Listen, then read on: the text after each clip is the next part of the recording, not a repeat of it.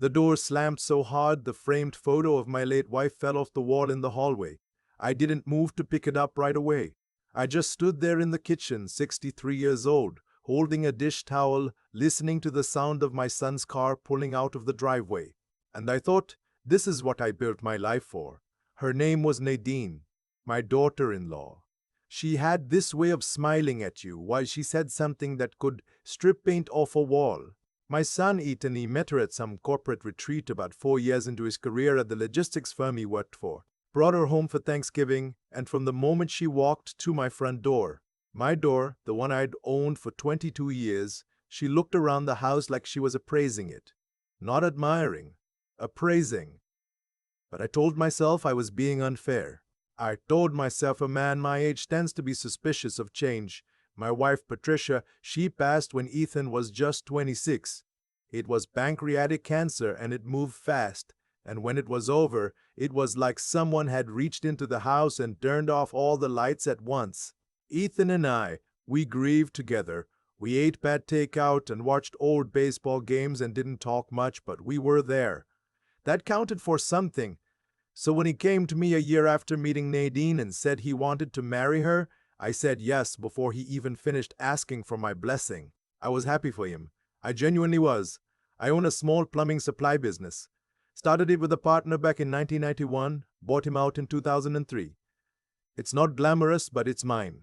3 warehouses, a handful of steady commercial contracts with contractors and property management companies across the county, about 18 employees I've known for years. I'm not wealthy by any stretch of the word people in magazines use, but I'm comfortable. I paid off the house in 2018. I had retirement accounts. I had savings. Nadine knew all of this within about 6 months of dating my son. I'm not saying she married him for money. I genuinely don't know what was in her heart. What I do know is what happened after the wedding. They moved in with me. It was supposed to be temporary. Ethan's lease was up. They were looking for a place, and I had a big house with 3 empty bedrooms. I said, of course, stay as long as you need. That was 3 years before the door slammed off its hinges that night. The first year was fine. The second year, Nadine started making suggestions about the house, about how I ran things. She thought I should replace my truck. She thought the living room furniture was dated. She thought the guest bedrooms would be converted into a home office for her because she'd started doing some consulting work from home and needed the space. I said yes to most of it. Peacekeeping. Then she started on the business. She had a business degree and she wasn't shy about mentioning it. She started asking Ethan questions about the company, and Ethan started relaying those questions to me over dinner. Why didn't I expand into HVAC supplies? Why was my pricing model so conservative? Had I thought about bringing in an outside investor to modernize the operation? I had thought about all of those things, and I had reasons for each decision I'd made. But I started to notice that when I explained my reasoning, Nadine would get very quiet and then say something like, "That's one way to look at it," in a tone that suggested it was not a good way. Ethan never backed me up. He'd just sort of look at his plate. That's the part that hurt the most, if I'm being honest. Not Nadine. I never expected much from Nadine. But Ethan was my son. He was the boy I'd coached Little League with. The one I taught to drive in an empty parking lot on a Sunday morning. The one who called me every day for 3 months after his mother died because neither of us could sleep past 4 a.m. That boy had turned into a man who looked at his plate when his wife talked over his father at the dinner table. I don't know when exactly it happened.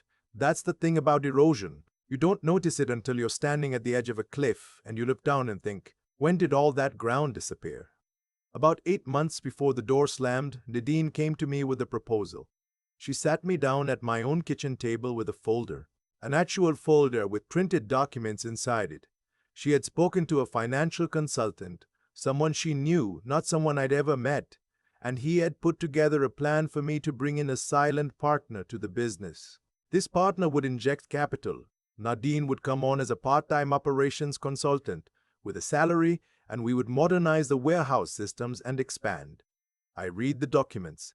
The terms were designed to look generous. On paper, I would retain majority ownership, 51%, but there were clauses buried in the language about decision-making rights, about what constituted a quorum for major business decisions, and about buyout options that the silent partner could exercise under specific conditions. Conditions that I noticed were not all that specific.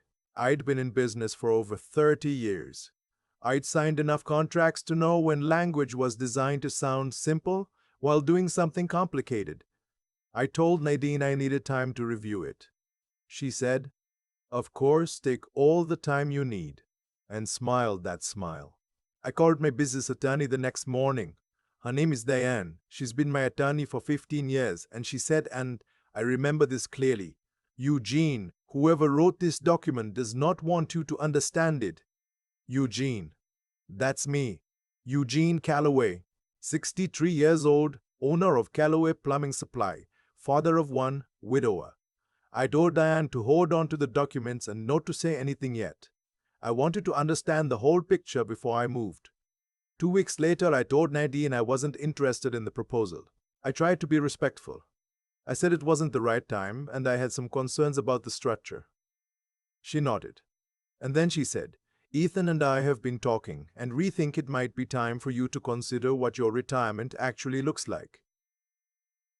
I looked at my son. He was looking at his plate. I said I thought my retirement looked like me running my business until I decided otherwise. Nadine said, "Right, of course." Things were cold after that. Politely cold. The kind of cold where everyone says good morning and passes the coffee and nobody says what they actually mean. Then came the night of Ethan's company dinner. He'd been promoted to regional director and his firm was hosting a celebratory dinner at a restaurant downtown. Nice place, private room, about 20 people including some senior executives. He'd invited me weeks before and I'd bought a new sport coat for the occasion. I was proud of my boy. Whatever was happening at home, I was proud of what he'd built in his career. The afternoon of the dinner, I was in the backyard doing some yard work. When Nadine came out and told me she didn't think it was a good idea for me to come, I turned around slowly. I thought I'd misheard her. She said the dinner was going to be a professional environment and that some of Ethan's colleagues were people she and Ethan wanted to impress, and she felt my presence might make things feel more casual and they were trying to project. I stood there with dirt on my gloves and I said, "He invited me." She said, "I know, and I'm asking you as a favor to let us have this evening." I looked past her to the back door, half expecting Ethan to appear and tell her to stop. The door stayed closed. I went inside. I changed out of my yard clothes. I sat in the living room for about an hour, and then I heard them leave. I sat there for a long time after the sound of the car faded. I'd like to say I got angry. Anger would have been clean. What I actually felt was something much quieter and much heavier. I felt the specific sadness of a man who has given everything he has to a life and is watching pieces of it be handed away, one quiet conversation at a time. But somewhere underneath that sadness, something shifted. I am not a dramatic man. I don't make speeches. I've never in my life written anyone a strongly worded letter or posted anything on the internet out of frustration. What I do when I decide something is I get very quiet and I start to think clearly. I started thinking very clearly that night. I called Diane first. Then I called my accountant, a man named Frank who has been doing my business taxes since before Ethan graduated high school. Then I called my financial advisor, a woman named Sylvia, the firm I've worked with for 12 years. I told all three of them the same thing. I need to understand exactly where I stand, and I need to start making some changes. Over the next several weeks, I did what I should have done the moment Nadine sat down at my kitchen table with that folder. I restructured. The business went into a family trust, one that Diane drafted with language that was, as she put it, airtight. My name, my terms, my structure. I updated my will. I had the house reappraised and I moved it into the same trust. I sat with Sylvia and reviewed every account, every beneficiary designation, every instrument that had my name on it, and I made sure everything was exactly where I intended it to be. I also started keeping notes. Nothing dramatic. Just a small notebook I kept in my desk drawer at the office. Dates, times, things that were said. Ethan telling me at breakfast that Nadine thought I should think about liquidating one of the warehouses to fund their down payment on a house. Nadine mentioning casually that she'd spoken to a real estate attorney about how property held in one name could be transferred to a joint family situation. Small things, consistent things, a pattern. I didn't confront anyone. I didn't change my behavior at home. I kept making coffee in the morning and leaving the porch light on at night and being, to all appearances, the same steady and somewhat predictable old man I'd always been. Then came the night. Everything changed. Ethan had been talking for weeks about having a dinner at the house. A dinner for his new colleagues, including his firm's managing partner, a man I'll call the guest of honor, and two other senior people. Nadine had taken over the planning entirely. She ordered specialty food from a caterer, rented extra chairs, bought new table linens. She told me, with what I can only describe as careful politeness, that this dinner was very important for Ethan's career and she hoped I would understand that it needed to go perfectly. I told her I understood completely. What she didn't know was that I had also made some calls. Diane joined us for dinner. She'd known Ethan since he was in middle school, so her being there didn't raise any eyebrows. Frank also came, at my invitation. I told Ethan I'd invited a couple of old friends, and Ethan, who rarely pushed back on anything I did in my own house, said that was fine. And there was one more guest. His name was As Peterson. He'd been a private investigator for 20-something years before he retired, and we'd met through a mutual friend at my local Rotary chapter about a decade ago. We played golf 4 times a year. Al had a quiet, unhurried way about him that I always liked. Over the past month, at my request, Al had been doing some digging. Nothing illegal. Public records, business filings, a few conversations with people who were willing to talk. What he found was that the financial consultant Nadine had brought her proposal from the one who had drafted that folder she'd set on my kitchen table, had also been involved in 2 other situations in the past 5 years, where elderly business owners had been encouraged to restructure their companies in ways that ultimately transferred control out of their hands. One case had resulted in a civil lawsuit that settled quietly. Another was still, from what Al could tell, ongoing. I had this information in a folder of my own, a much thicker one. The dinner started beautifully. Nadine was in her element, gracious and polished and clearly impressing the people she wanted to impress. Ethan was relaxed in a way I hadn't seen in a long time. The managing partner was a thoughtful man who asked me good questions about the plumbing supply business and seemed genuinely interested in the answers. Somewhere between the main course and dessert, Nadine steered the conversation, as she always did, with a lightness that most people wouldn't notice was steering at all. She mentioned that I was thinking about the next chapter of my life, that at my age, it made sense to let younger energy take the reins, that Ethan had so much potential that was currently being, and here she paused, as if choosing her word carefully, untapped. She was performing for the managing partner. I understood that. She wanted these people to see Ethan as someone ready to be given more, and she was making the case that I was the thing currently standing in the way of that. I waited until she finished. I didn't interrupt. I didn't change my expression.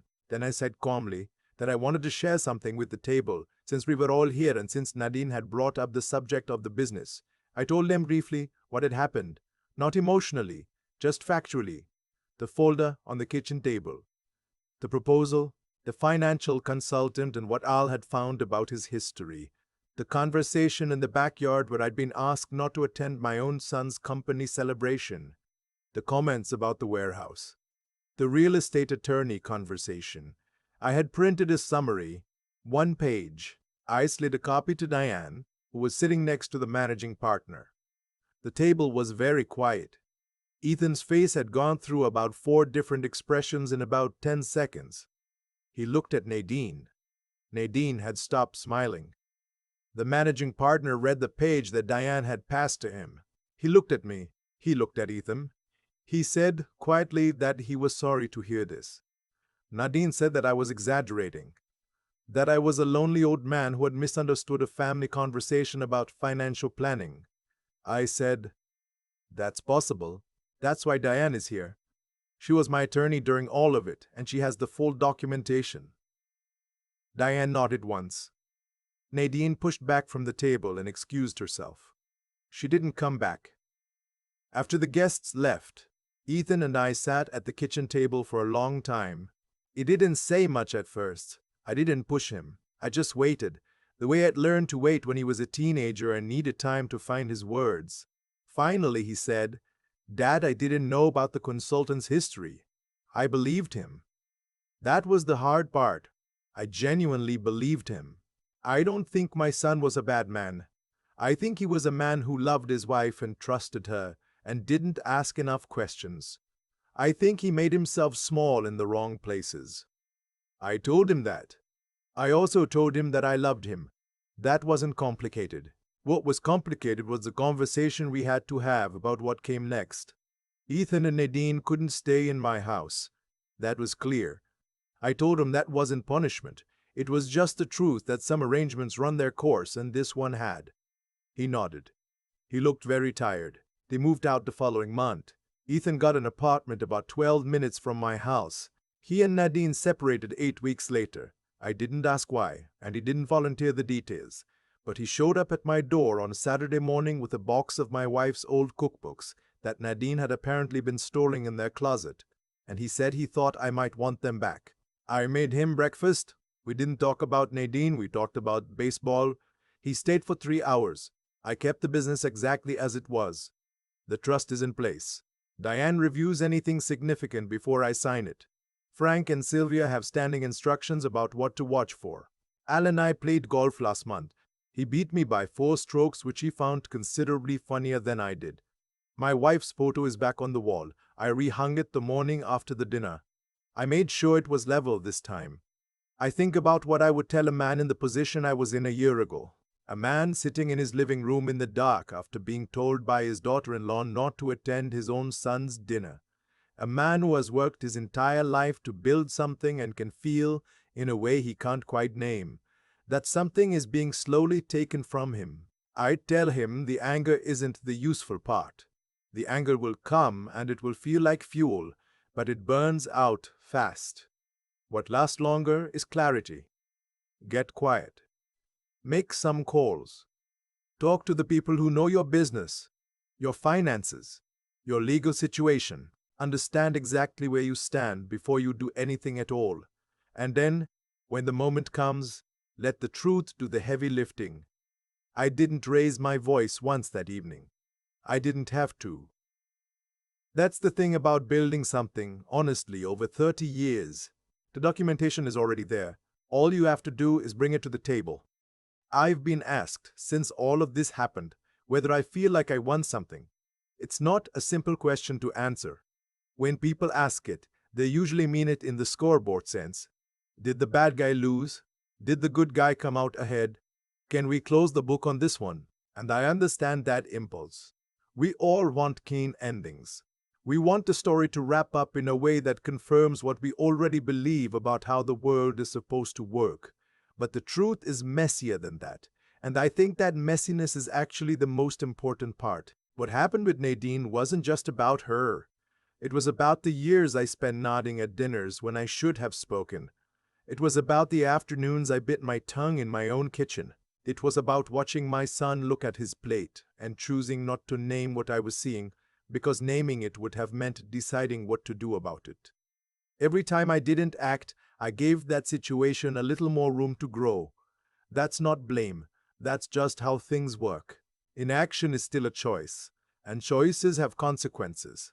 Not because the universe is keeping score, but because situations left unaddressed tend to continue and expand until something forces a reckoning. The reckoning came, but it only came because I finally decided to understand clearly what I was dealing with and then to act from that clarity rather than from hurt or anger. That's the part I want to be honest about, because I think people hear a story like this and they focus on the dinner, the folder, the moment everything was revealed. But the dinner was maybe 2 hours of one evening. The real work was the weeks before it. The quiet, unglamorous work of calling Diane, sitting with Frank, going through documents, keeping notes, not tipping my hand. That kind of work doesn't make for a dramatic story, but it's the only reason the dramatic moment was possible. Ethan is doing better. We don't talk about that period of our lives very much, and I think that's probably healthy. What we do is show up. He comes over on Sundays sometimes. We watch whatever game is on. He doesn't need me to explain what I did or why, and I don't need him to apologize for things he may not have fully understood at the time. What we have now is simpler and, I think, more honest than what we had before, because it's no longer weighted down by a situation neither of us was willing to name. I think about what I'd say to the version of myself sitting alone in that dark living room the night he wasn't allowed to attend his son's dinner. I'd say, the feelings you're having right now are real, and they matter, and they are not enough. Feelings without clarity are just weather. They move through you, but they don't build anything. What builds something is sitting down, getting honest about your situation, and figuring out what you actually have the ability to do. I was 63 years old, and I had 30 years of documented, honest work behind me. That was real. That was mine. Nobody could take it unless I let them. And the moment I stopped letting the situation drift and started paying attention to what was actually happening, the outcome, eventually, took care of itself. That's not a promise that it always works out. I know it doesn't. But I do believe that clarity and patience and the willingness to act when the moment is right, those things give you the best chance you're going to get. And sometimes that's enough.